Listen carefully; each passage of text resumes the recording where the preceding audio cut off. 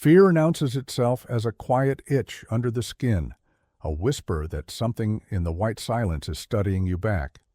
That was the thought that clung to Janet's breath as the Christmas Eve motor coach sighed to a halt in a nowhere of snow and hedges and vanishing road. Its windows clouded, its passengers restless. Its conductor gone the instant the wheels stopped.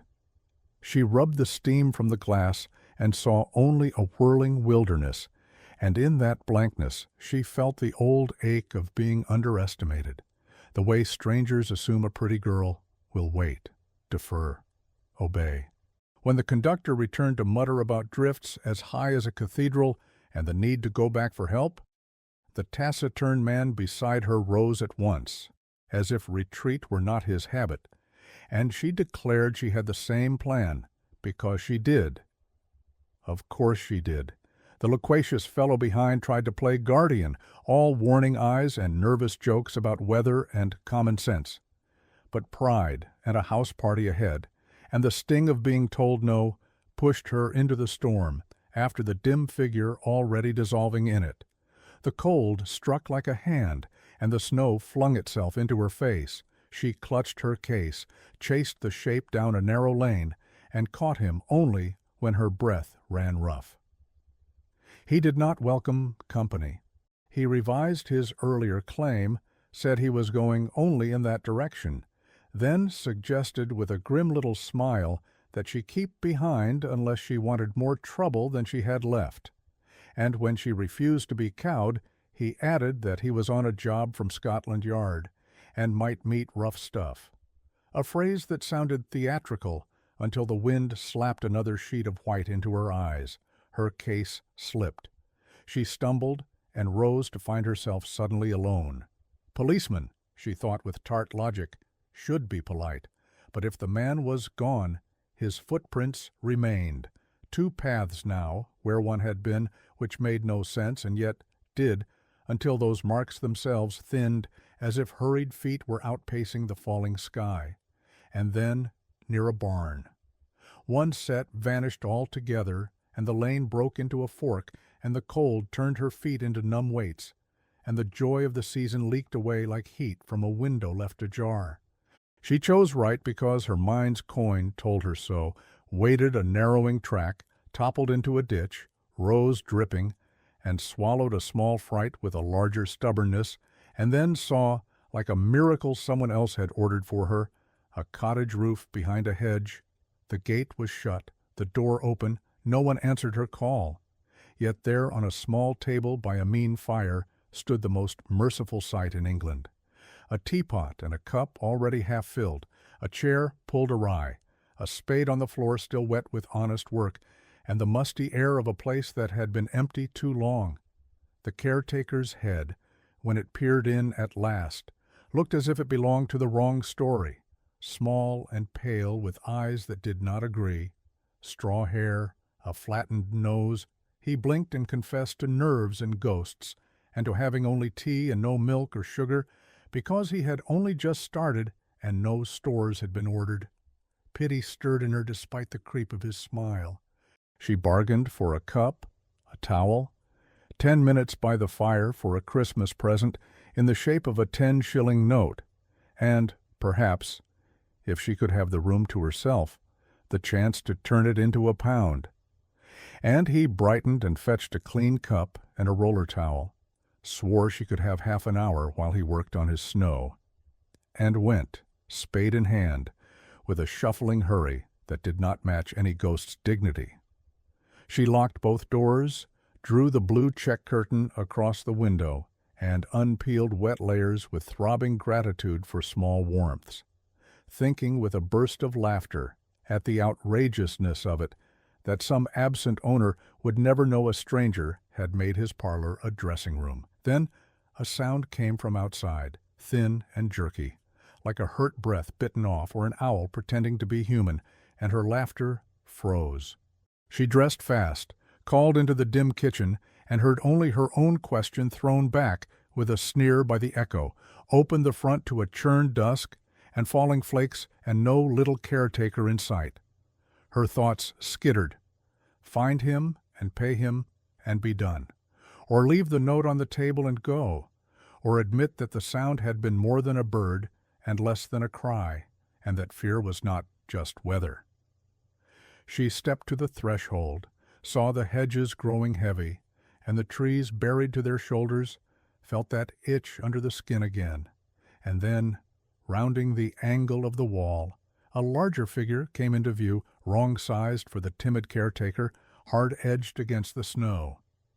He saw her and halted, and she knew without words that the man with Scotland Yard eyes had found the cottage too. Fear is never loud at first. It begins with the faintest tremor in the chest, the sense that the silence outside has teeth. That was what shadowed Janet as the Scotland Yard man pressed her back into the cottage, his hand rougher than necessary, his eyes scanning every corner as if the walls themselves conspired against him. She wanted to ask why he was here, why the caretaker had vanished, why the cry outside had cut so sharp through the snow, but his tone allowed no questions. He said there was danger, real danger, and she must stay in the parlor. She laughed bitterly to herself once he left stay still while the unknown stalked outside. That was worse than foolishness. It was slow torture. She sipped at the lukewarm tea and felt it curdle in her throat, her thoughts returning to the little man with the pale eyes who had smiled queerly at the spade. Where had he gone? Why had the detective lied about the footprints? Every silence grew heavier. Every flicker of the fire sharpened shadows into shapes she almost believed were moving. Minutes dragged until her body could bear no more waiting. She rose, intent on facing the snow again, when the door opened and the detective returned. He claimed he had found nothing. His eyes avoided hers when she reminded him that he had not admitted to 2 sets of footprints in the lane until she pressed him. He told her the caretaker was no caretaker at all, but a convict, escaped, hiding, making tea and playing at ghosts until chance gave him an excuse to flee. Janet nodded, but her mind refused to accept the tale neatly wrapped. The sound she had heard was not a bird, nor a ghost, nor a man stumbling in the snow. The detective's story explained too much too quickly, as if he needed her to stop asking, and when he insisted she return to the high road alone, her suspicion thickened.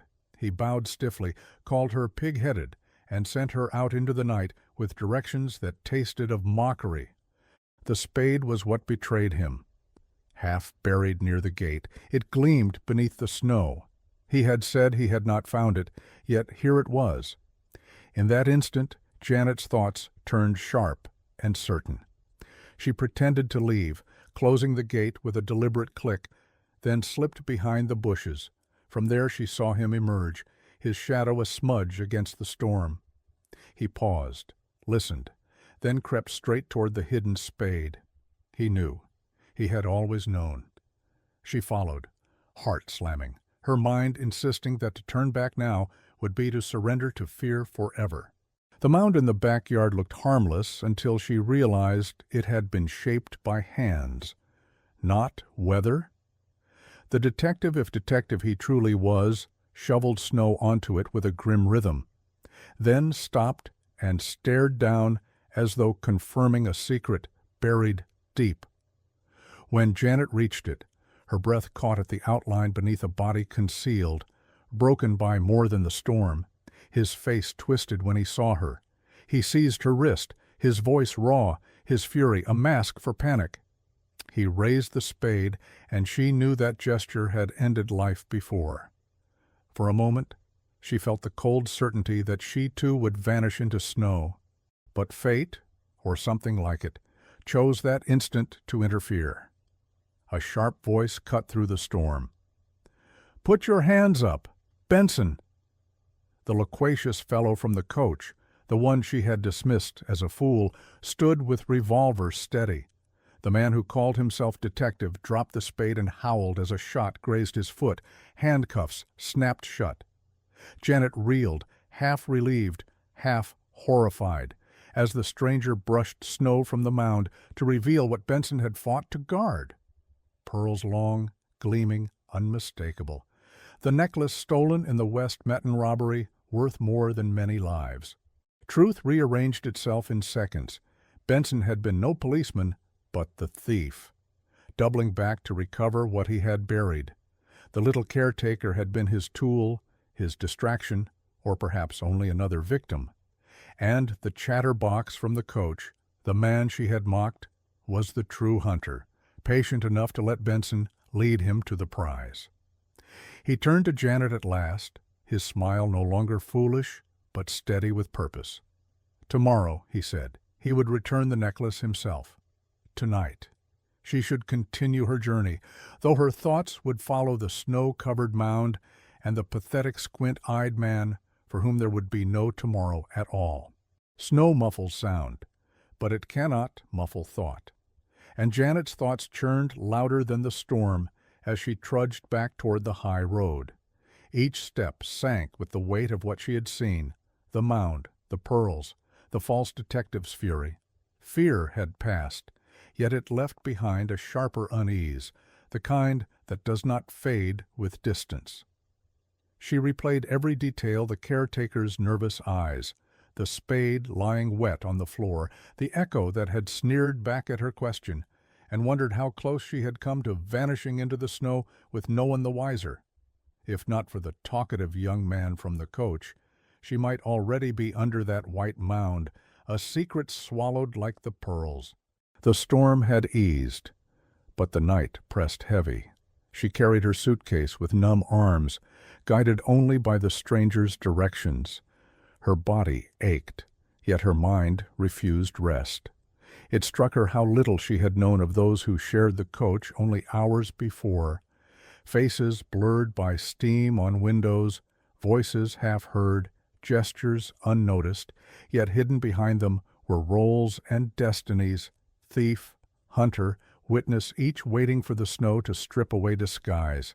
She thought of Benson's eyes, wild as he lifted the spade, and realized he had not merely wanted treasure, he had wanted control, the cold authority to silence anyone who dared question. And she had dared. Her courage felt strange now, like something borrowed. She remembered how she had mocked his authority, accused him of using strength as if it were nothing. That defiance had nearly cost her life, but it also gave her a grim satisfaction. She had refused to bow.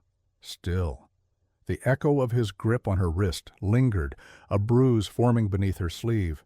Some marks, she thought, do not fade as quickly as footprints in snow. By the time she reached the road, the world looked different. The whiteness stretched wide, no longer a trap, but a blank page. She paused, drawing a long breath that burned in her chest, and realized that fear, though it had haunted her steps, had also carved out a new strength. Ahead lay West Metten, the house party, the chatter of safe rooms and delicate cups of tea with milk and sugar, yet she knew she would never again take warmth for granted, never again trust silence to be harmless. Behind her, the storm still hid shadows. She thought of the young man, no longer a fool in her eyes, securing his prisoner, guarding the pearls, preparing to report truth where deception had thrived. Tomorrow he would present the necklace, an introduction forged not by chance but by shared peril.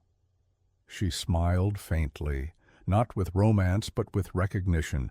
Beneath easy chatter can live real resolve. He had worn foolishness like a cloak, hiding vigilance until the moment demanded otherwise. Janet shifted her suitcase and pressed forward. Each crunch of her boots reminded her of choice, of persistence, of how easily lives intersect and fracture in a single evening. She whispered to herself, as if to anchor her steps, "Fear begins in silence, but so does courage. Snow may cover footprints, but it cannot bury truth forever." And as long as she remembered that, she would walk on, not merely toward West Metten, but toward a self no storm could diminish.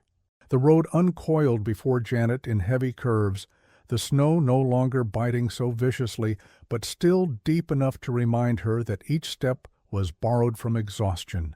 Her suitcase dragged at her arm, and the memory of the cottage clung to her like damp clothes that refused to dry. She could almost still hear the detective's voice. No, not a detective, she reminded herself sharply, a thief pretending to wear authority, like a uniform. That realization unsettled her more than the thought of his spade. Authority, once doubted, never returns untouched. She wondered how many others had trusted him, how many had been fooled by that stern frown, by the clipped tone that demanded obedience. The mind craves certainty, she thought, and men like him thrive on that craving. It was easier to believe in his story than to sit with suspicion. Easier to accept that she was disobedient than to admit that he had lied. Her chest tightened at the memory of how close she had come to surrendering thought, to letting his version of truth replace her own. What saved her was not knowledge but instinct, the small refusal to silence her own questions. When the wind shifted, she caught faint sounds behind her. She froze, the suitcase handle biting into her palm. It was only the creak of branches releasing snow, yet for a moment she imagined Benson breaking free, his fury unchecked, his spade gleaming again. She pressed on faster, telling herself that fear would not be allowed to carve her choices anymore. Still, she did not slow until the hedges thinned and the outline of a village emerged through the dusk.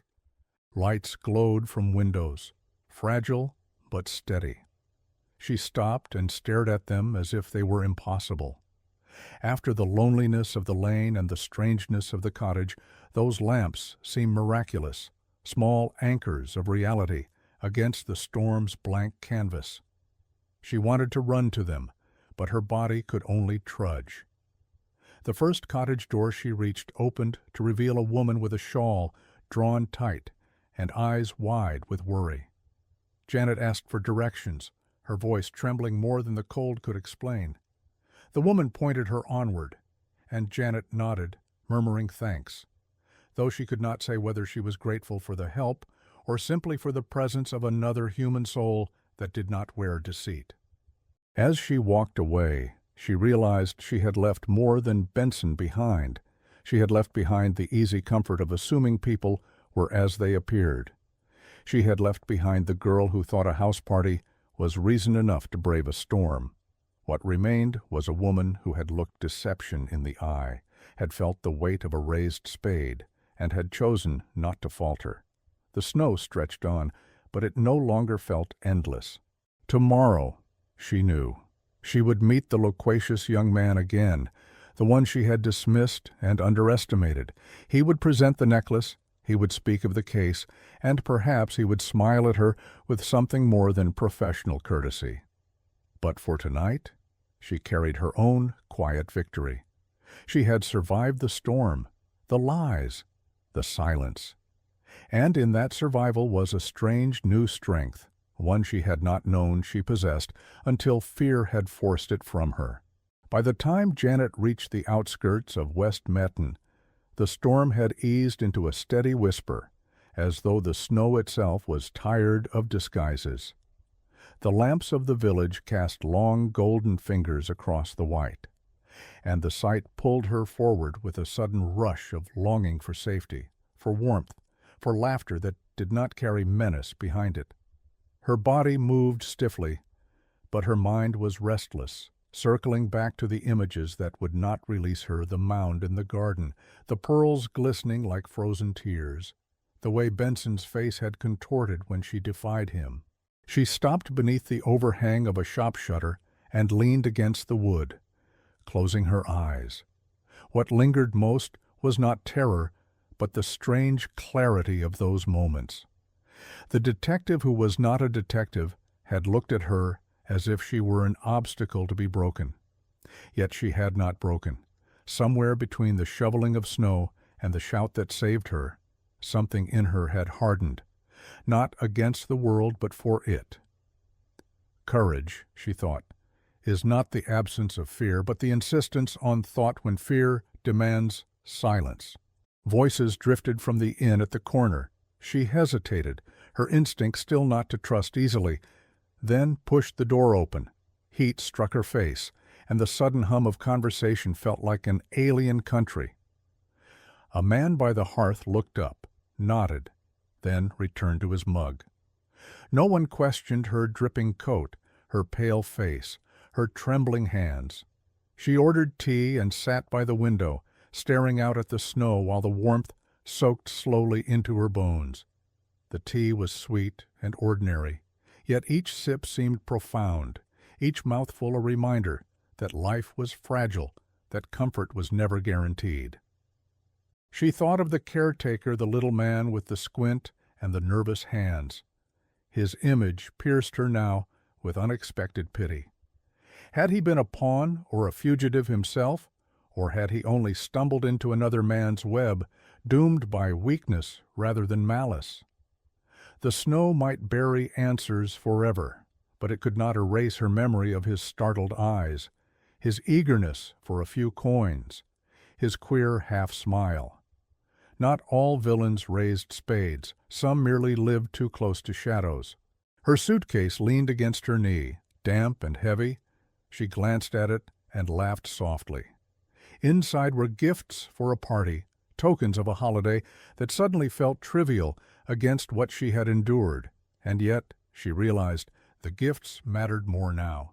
They represented survival, the proof that she had reached this place when she might so easily have disappeared. She would give them with a new spirit, not as obligations, but as small celebrations of being alive to hand them over.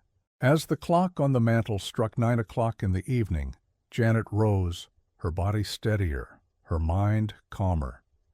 Tomorrow would bring explanations, police reports, perhaps awkward questions from strangers who wanted to stitch her experience into a tidy tale. But she knew no retelling would capture the truth that mattered most, that in the storm, when silence pressed hardest, she had trusted herself. She had chosen to think, to act, to live, and that choice would follow her long after the snow melted. The innkeeper gave Janet simple directions to her host's house, and though fatigue gnawed at her legs, she set out again, suitcase in hand, guided by the glow of lanterns strung along the lane. The snow crunched beneath her boots with a rhythm that seemed almost reassuring now, as if each step confirmed that she was no longer trapped in a nightmare, but moving toward the ordinary warmth of human company. Yet she knew she would never hear the sound of snow the same way again. It would always carry an echo of hidden spades and vanishing footprints. When she finally saw the great house rise from the whiteness, its windows blazing like a beacon, her chest tightened with relief so fierce it felt painful. Laughter spilled faintly from within, and music drifted through the cracks of the heavy door. For a moment she hesitated, suitcase handle clenched hard, because the contrast was almost unbearable. Inside, friends sipped wine, exchanged jokes, and admired gifts. Outside, she carried the shadow of a mound in the snow where life had ended under brutal hands.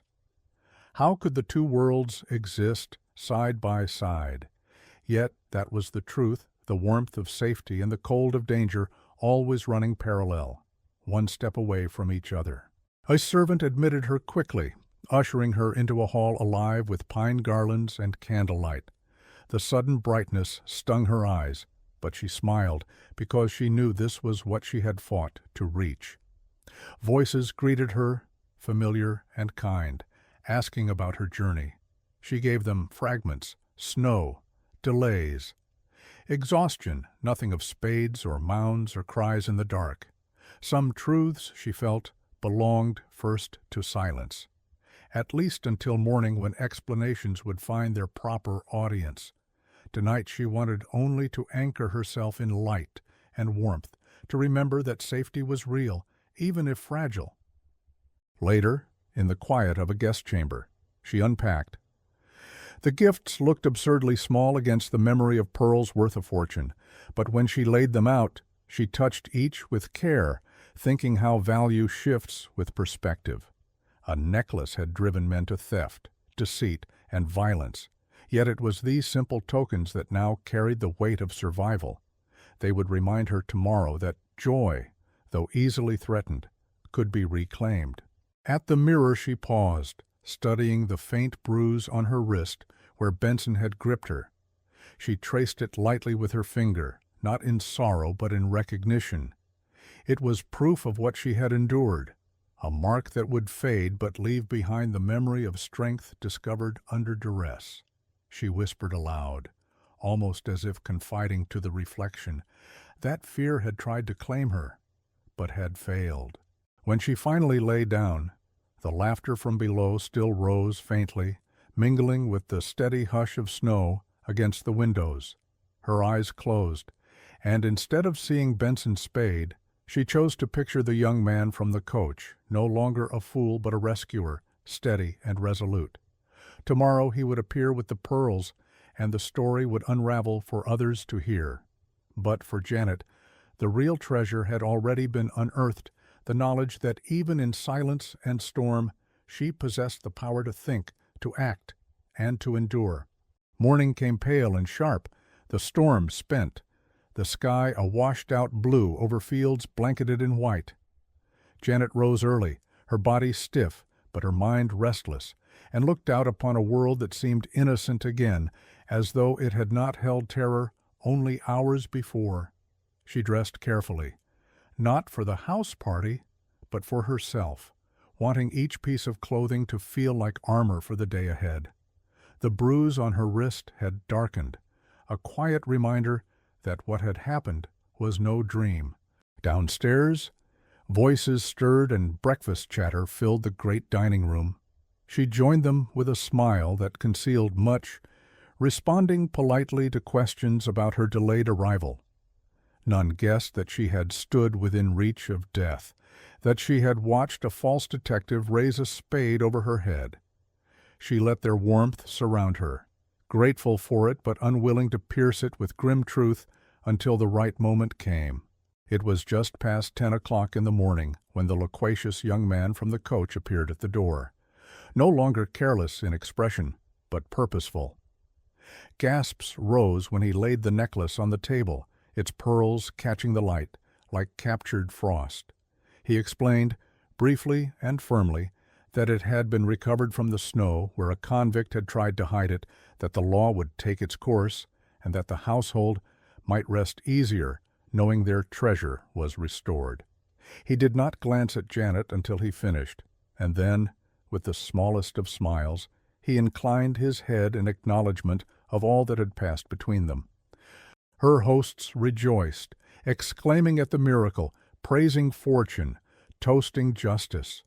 Janet alone remained quiet, because she knew the story was not pearls returned, but lives nearly lost. She sipped her tea slowly, her thoughts traveling back to the caretaker's frightened eyes, to the echo that had mocked her from the empty kitchen, to the mound beneath the snow. Wealth glittered before her on the table, but what mattered was invisible, the choice she had made to trust her own instincts, the strength she had found when silence pressed hardest. As the room filled with cheer, she slipped outside for a moment, the cold air biting yet strangely welcome. The snow lay undisturbed, shining under the winter sun. She drew a long breath and let it fill her chest with clarity. Fear, she realized, will always whisper, first in silence, but courage can answer if one dares to listen to oneself. That was the lesson she carried now, a treasure no storm could bury and no thief could steal. She turned back toward the house, ready to rejoin the living warmth within, her step lighter, her heart steadier. And though she did not know what tomorrow might bring, she knew she would meet it differently, less naive, more watchful, but not defeated. For in the snow she had found not just secrets, but herself. If this story held you, don't forget to like, share, subscribe, and comment to keep more tales alive for you.